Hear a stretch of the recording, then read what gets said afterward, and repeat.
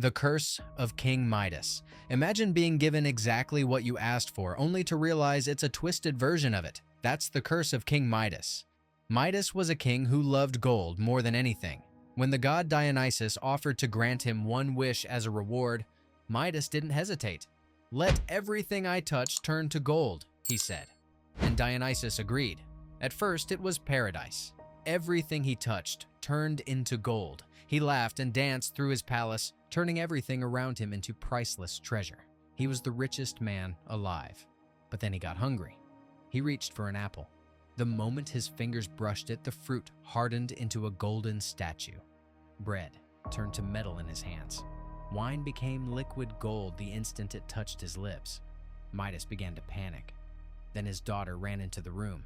She saw her father's distress and rushed to embrace him. "Father, what's wrong?"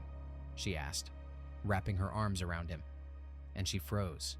In an instant, his beloved daughter became a lifeless golden statue. Midas fell to his knees, screaming, but he couldn't even shed tears without them turning to gold on his cheeks. The curse of Midas teaches us that some desires, when granted, become prisons. Wealth without warmth is worthless, and sometimes getting exactly what you want is the cruelest punishment of all. But at least Midas knew his curse. Imagine knowing the truth, seeing the future clearly, and having no one believe you. The curse of Cassandra. Cassandra was a princess of Troy, blessed with a gift from Apollo himself, the power of prophecy. She could see the future with perfect clarity. We are talking about wars, deaths, even disasters. Nothing was hidden from her. It should have made her the most powerful woman in the ancient world. But Apollo wanted more than gratitude. He wanted her love. When Cassandra refused him, the god didn't take his gift back. Instead, he twisted it into something far worse. He cursed her so that no one would ever believe her prophecies. Imagine the horror. Cassandra watched as the Greeks built their famous wooden horse outside the gates of Troy. She screamed at her people, "It's a trick! There are soldiers inside! They'll destroy us all!" She saw the entire future, the burning city, the slaughtered families, the fall of Troy, and she told everyone who would listen. They laughed at her and called her mad. Her own father, King Priam, dismissed her as delusional. The Trojans wheeled the horse into the city, celebrating their supposed victory, while Cassandra wept and tore at her hair, knowing exactly what was coming. That night, Greek soldiers poured out of the horse and Troy burned. Everyone Cassandra loved was killed or enslaved, and she had seen it all coming, had warned them all, and had been powerless to stop it. The curse didn't end there. For the rest of her life, Cassandra continued to see the future with perfect accuracy. And for the rest of her life, every warning she gave was ignored. Truth without belief is torture. Knowledge without power is agony. Now let's talk about a captain who defied the heavens and paid for it with an eternity at sea. The Curse of the Flying Dutchman. Picture this. You're a ship captain caught in a violent storm near the Cape of Good Hope. The waves are monstrous. The wind is tearing your sails apart, and your crew is begging you to turn back. Any sane person would retreat, wait for calmer seas, and live to sail another day. But Captain Hendrik van der Decken wasn't a sane person.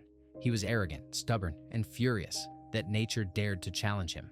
"I'll round this cape if it takes me until Judgment Day," he screamed into the storm, cursing God and daring the heavens to stop him, and the heavens accepted his challenge. In some versions of the tale, the devil himself appeared on deck. In others, a divine voice boomed from the clouds, but the result was the same. Van der Decken got exactly what he asked for. He would sail until Judgment Day, literally. He and his crew were cursed to never make port, never touch land, die, or rest. The Flying Dutchman became a ghost ship, doomed to sail the oceans forever. The crew slowly rotted, but couldn't die. Their ship became a floating tomb, crewed by corpses who could still move, feel, and suffer. They watched centuries pass from the deck of their cursed vessel, always sailing, but never arriving.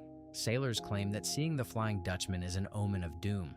The ghost ship appears through the mist, its tattered sails glowing with an unnatural light, and any vessel that encounters it is marked for disaster. But the real horror isn't what the Dutchman brings to others, it's what the crew endures.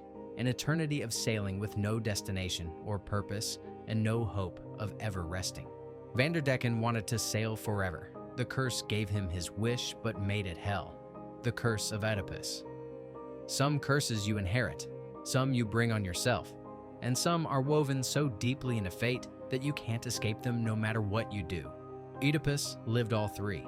Before Oedipus was born, an oracle told his father, King Laius, a horrifying prophecy. Your son will kill you and marry his wife, your queen. Desperate to prevent this, Laius did what any terrified king would do. He ordered his newborn son taken to a mountain and left to die. But the servant couldn't do it. He gave the baby to a shepherd, who gave him to another king in a distant land. Oedipus grew up never knowing he was adopted, believing he was a prince of Corinth. Then one day, Oedipus heard a rumor. Troubled, he went to an oracle to ask about his true parents. The oracle didn't answer that question. Instead, she gave him the same prophecy his birth father had received. You will kill your father and marry your mother. Horrified, Oedipus did exactly what his birth father had done. He tried to escape fate. He fled Corinth, vowing never to return, believing he was protecting the parents who raised him. On the road, he got into an argument with an old man at a crossroads. The argument escalated. Oedipus, young and proud, killed the old man and his servants. He didn't know it, but that old man was King Laius, his biological father. The first part of the prophecy was complete. Oedipus continued to Thebes, where he solved the riddle of the Sphinx and saved the city. As a reward, he was made king and given the hand of the recently widowed queen Jocasta. He married her, had children with her, and ruled successfully for years. He had married his mother, and the prophecy was fulfilled. When the truth finally came out, the horror was unbearable. Jocasta hanged herself. Oedipus took the pins from her dress and gouged out his own eyes, screaming that if he couldn't see the truth before, he didn't deserve to see anything now. He wandered as a blind beggar, a king destroyed by a fate he'd spent his entire life trying to avoid. The curse of Oedipus is the cruelest kind. The more you fight it, the more you guarantee it. Every decision he made to escape his destiny led him directly into it. Free will became the chain that bound him. And speaking of chains you can't escape, let's talk about a curse that supposedly followed tomb robbers from ancient Egypt into the modern world. The Curse of the Pharaohs. In 1922, archaeologist Howard Carter made the discovery of a lifetime. After years of searching, he found the tomb of Tutankhamun almost completely intact, filled with treasures beyond imagination. When he looked through the hole in the sealed door, his patron Lord Carnarvon asked, "Can you see anything?" Carter replied, "Yes, wonderful things." But according to legend, there was an inscription on the tomb that read, "Death shall come on swift wings to him who disturbs the peace of the king." Within months, Lord Carnarvon was dead. A mosquito bite became infected, leading to blood poisoning and pneumonia. At the moment of his death, all the lights in Cairo mysteriously went out. Back in England, his dog howled and dropped dead at the exact same time. Then, the deaths continued. George J. Gould, a visitor to the tomb, died of fever shortly after. Prince Ali Camel Fahmy Bey, another visitor, was shot and killed. Radiologist Sir Archibald Douglas Reed died of a mysterious illness after x-raying the mummy. The list went on. Newspapers went wild with stories of the mummy's curse, ancient Egyptian magic striking down those who dared disturb the pharaoh's rest. The idea gripped the public imagination. Maybe some places are meant to stay sealed. Of course, many of the curse stories were exaggerated or invented by journalists. Howard Carter himself lived for 17 years after opening the tomb, dying at age 64 of natural causes. Most of the excavation team lived long, healthy lives, but the curse had already taken hold in the popular imagination. It tapped into something primal, the fear that disturbing the dead brings consequences, that some boundaries shouldn't be crossed. Real or not, the Curse of the Pharaohs reminds us that some doors are sealed for a reason. And whether you die from supernatural revenge or just bad luck and infected mosquito bites, you're still dead. But individual curses are one thing. What about curses that poison entire families for generations? The Curse of the House of Atreus. Some families have bad luck. The House of Atreus had a curse that turned them into monsters for generations, each act of revenge spawning the next in an endless cycle of blood and betrayal. It started with Tantalus, who killed his own son, cooked him, and served him to the gods as a test. The gods were not amused. Tantalus was punished in the afterlife, but the curse fell on his descendants. His grandson Atreus took it to another level. When Atreus discovered his brother Thyestes had slept with his wife, he plotted the most twisted revenge imaginable. He killed Thyestes' children, cooked them, and served them to their father at a feast. Only after Thyestes had eaten did Atreus reveal what he'd consumed. The curse spiraled from there. Agamemnon, son of Atreus, sacrificed his own daughter Iphigenia to the gods for favorable winds to Troy. When he returned from war, his wife Clytemnestra murdered him in his bath as revenge. Their son Orestes then murdered Clytemnestra to avenge his father. And the Furies, ancient goddesses of vengeance, pushed Orestes to madness for the crime of matricide.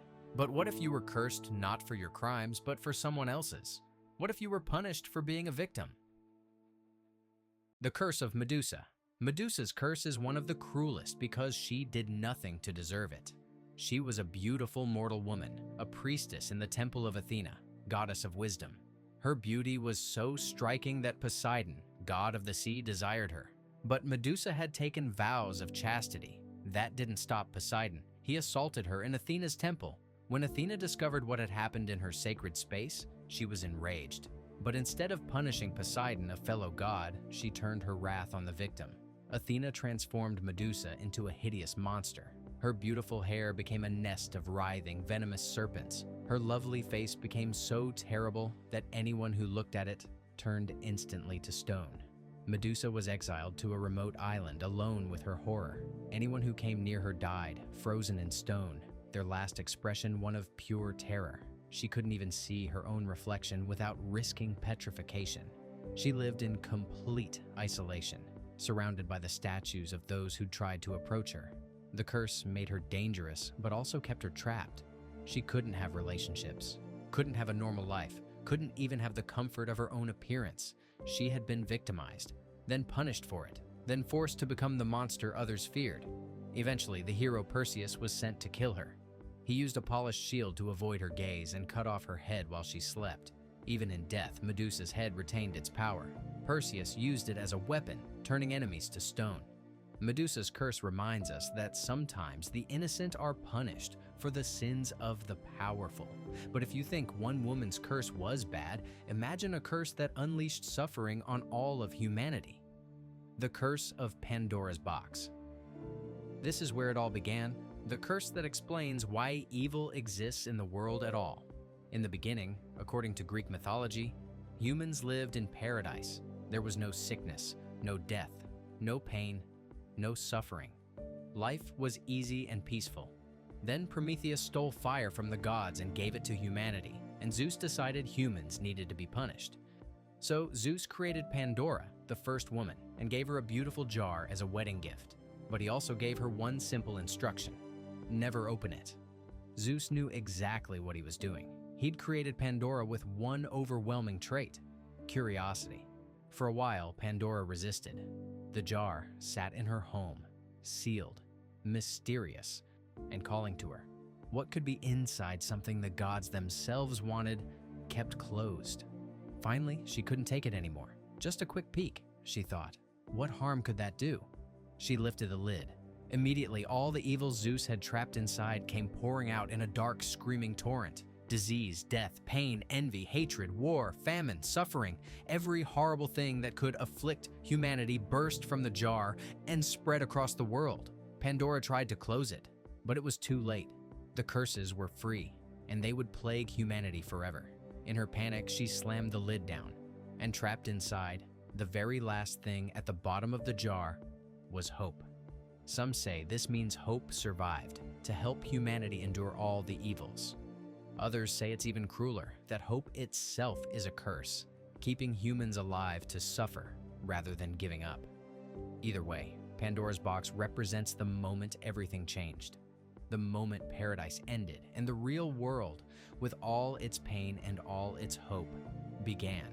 One act of curiosity cursed all of humanity, and we've been living with the consequences ever since. From wishes that destroy what we love, to prophecies we can't escape. From eternal punishments to curses that poison families for generations, these forbidden curses share one terrible truth. They turn our greatest strengths against us.